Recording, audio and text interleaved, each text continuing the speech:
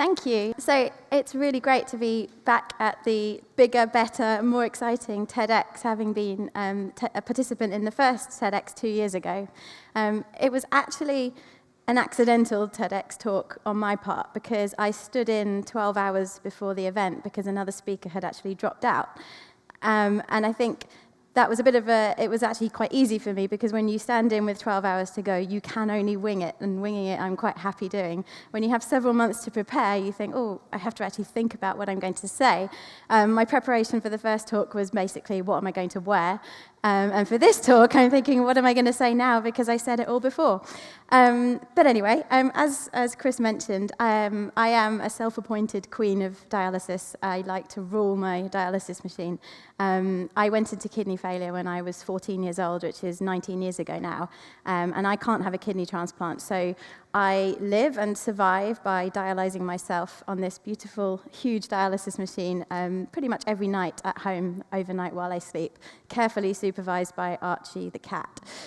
In my previous talk, I'm not going to obviously cover it again, but I talked about the fact that for many dialysis patients, kidney disease is really, really tough.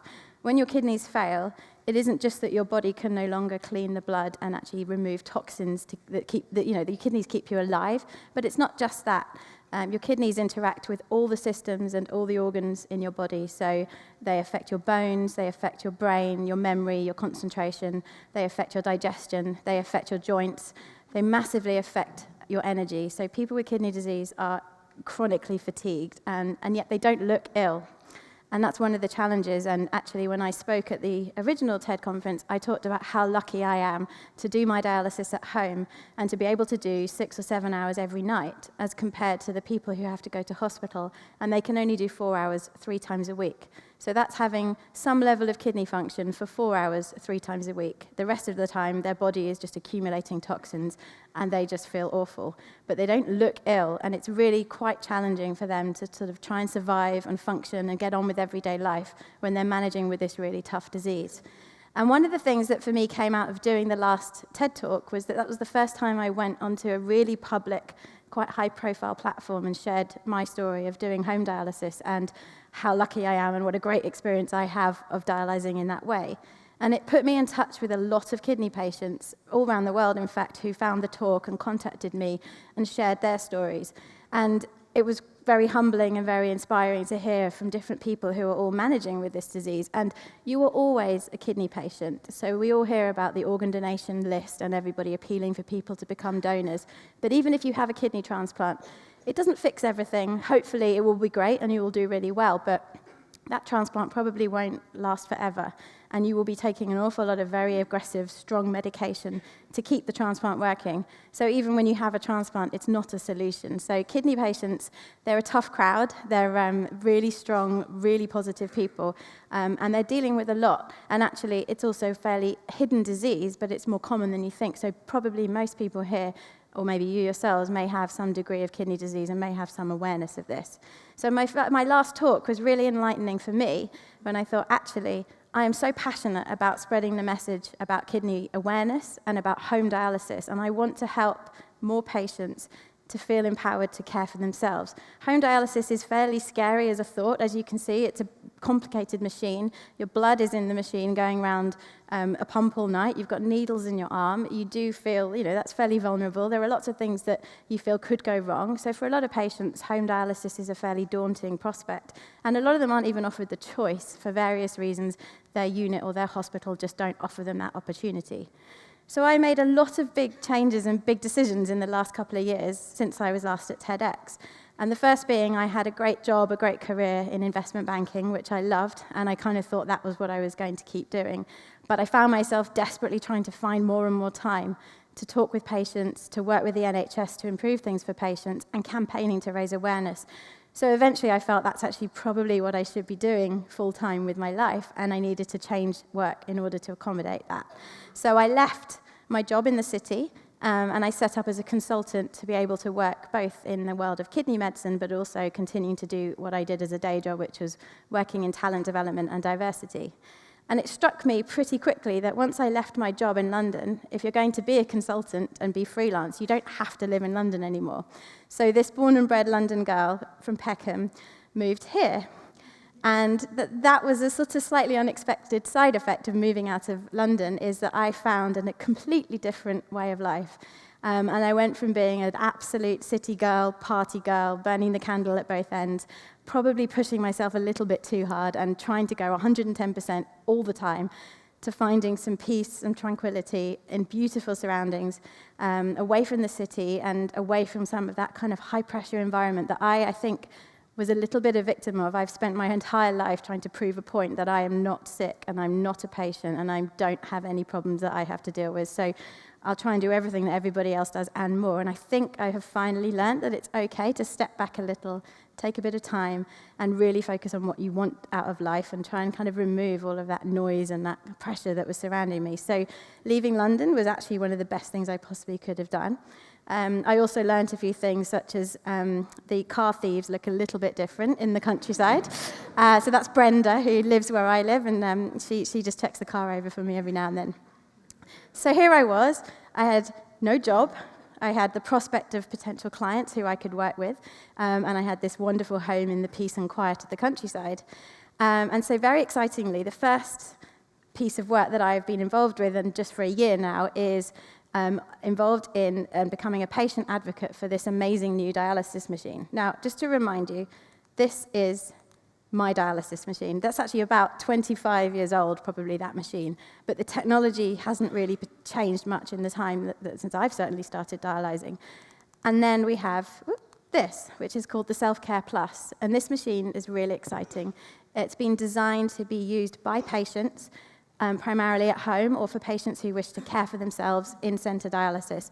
It has 2 buttons on the front instead of around 45 buttons on the front. It does exactly the same treatment. It works in exactly the same way, but I would feel quite happy having that in my home. It looks a little bit like a coffee machine or a fridge, rather than an enormous Dalek with tubes coming everywhere. So one of the big obstacles that patients say is they don't want a massive medical device in their home. They really find that off-putting. And so I'm really excited to be involved with the project that will be launching this machine, hopefully towards the end of this year in the UK, and then round into other countries in the coming years, to really encourage more patients and make it easier for them to dialyse themselves at home.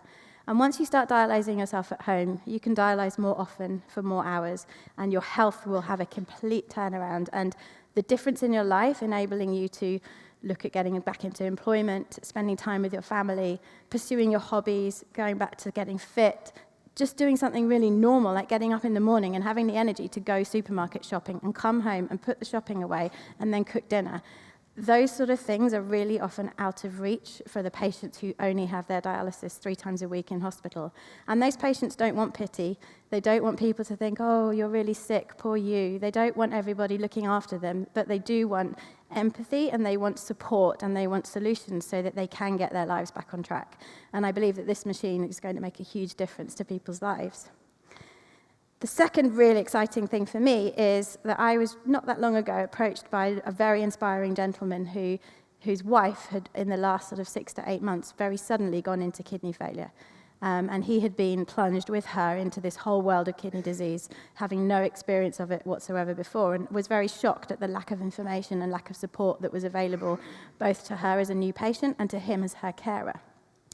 Now, his background is in education, in social enterprise, and in technology, and he wanted to bring all of this knowledge and experience that he had into the world of kidney disease. And somebody put him in touch with me and said that I was seeking to also do the same in terms of patient education and changing patients' lives. And so I'm really, really lucky that we met each other, and his ideas have become the inspiration to create Make Someone Smile. And Polly already talked about making people smile, and I think that's a theme when you're looking at people who have chronic conditions, people who are living perhaps quite a tough life, is that there are some very simple things you can do to really change their lives. So Make Someone Smile is still a baby. We're still growing and working out what we want to do with it, but primarily we want to focus on patients holistically. So they get their treatment, and they get their blood test results, and they have the doctors telling them, this is wrong, and this is good, and here's how we're going to treat you. But what they don't get is people saying, how's work? How are you talking to your new employer about your kidney health?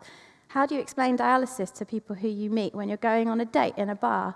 How do you find out how to cook the really, really really strict renal diet, so you can actually still make nice food and not have to think, I really don't want to eat anything today because the food I'm allowed to eat is just, there's no point. How do you, as a young adult, come to terms with having this chronic condition for the rest of your life, but still achieve your ambitions, still go traveling, still aspire to the job and the education that you want to achieve? And none of that is really out there. There is some great stuff going on in pockets around the UK and in the world at large, but there isn't a very consistent approach. And many patients struggle to find the information that they need. So through Make Someone Smile, we want to create resources and tools that will help people find information to help them live their lives. We want to connect patients together, especially young adults, so they feel that they are not the only person who is living with this disease and struggling often day to day. And we want to actually ultimately also have an input into the design of healthcare services such as dialysis so that they can be made more patient-centric and more about the people and the individuals who are involved. The most exciting thing is when we launched, we were able to work with the Duke of Edinburgh scheme to offer the first Duke of Edinburgh program specifically for people with a chronic condition. So we have the Duke of Edinburgh for young adults with kidney disease.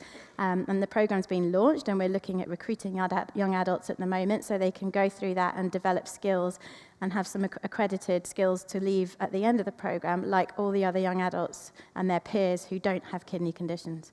So that's really exciting, and I think for me, it's really, it's been empowering to know that through leaving what I used to do and setting out kind of on my own, suddenly all these opportunities were there for the taking, and there are people out there who share an ambition. And if you actually talk to people and say yes to everything and follow all these pathways of opportunity, and all these things kind of have materialized over the last year, and actually I feel like it's quite surreal in a way how much my life has changed, but it has gone in a direction where I am so lucky that the things I'm doing day to day I'm really passionate about, and I get to work with other patients and actually see how inspiring they are and how they are surviving and ploughing on despite some of the challenges that face them.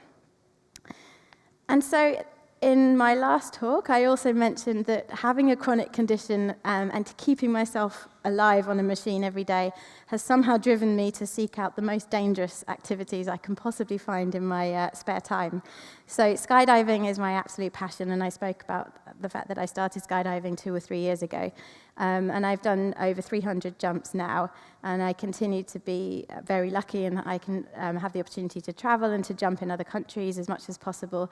And I cannot explain how liberating it is to fling yourself out of a perfectly good aeroplane and then survive that and land and go back up and do it again. I also really try to push my physical fitness. I think when you have a chronic condition, again, that's something which often has to kind of go by the wayside, and people don't tend to advise you about the health and fitness you can pursue. Most often as a kidney patient, you're told, don't do this, you can't do that, that's dangerous, this will interact with your treatment or your medication. And I have to hold my hands up. Most of the things that I choose to go and do are not advisable to kidney patients, and I would say borderline a little bit reckless, and I'm happy to take full responsibility for my choices. But I have to say, it is great when you can still maintain a level of fitness and work hard and actually train for things where you can really test your physical fitness despite the challenges that your body is going through.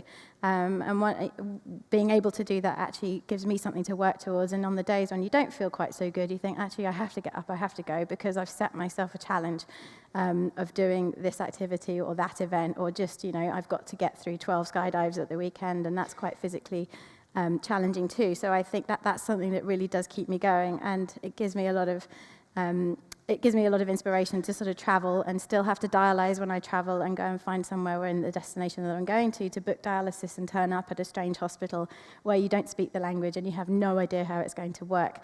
That in itself I actually find quite exciting. So, I'm a bit weird. So, I guess for me, what I really want to continue pursuing are things that give me joy every day. I am very aware in a really positive way that life is so delicate. If I didn't have dialysis, I wouldn't be here. Within 5 days to a week, I'd be dead. And that sounds quite stark, but actually for me that's a really, really motivating thing, and it makes me incredibly thankful and incredibly grateful to be here and to have opportunities to do the things that I do. So in terms of the next year, I'm lucky enough to now be part of the Formation skydiving team with these lovely ladies here, and we are entering the rookie category at the UK Skydiving Championships this summer. We do a lot of laughing and less beautiful skydiving because we're too busy laughing, but we're going to give it our best shot. And in Rookie, it's lovely because it's open to anyone who wants to enter, and it's for all people who are new to the sport, and you can have fun and learn so much. So we're going to enter the competition this summer. And then the second thing, and this I almost don't want to put out into the public sphere, but I'm going to say it anyway.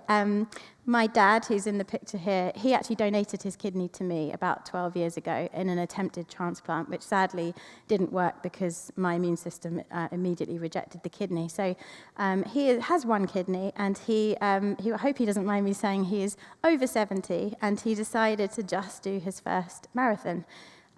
Which he wandered along and did very calmly and in a very relaxed fashion. And he did good training, but really inspired me. He is here, but I can't see because it's dark. So he's in the room.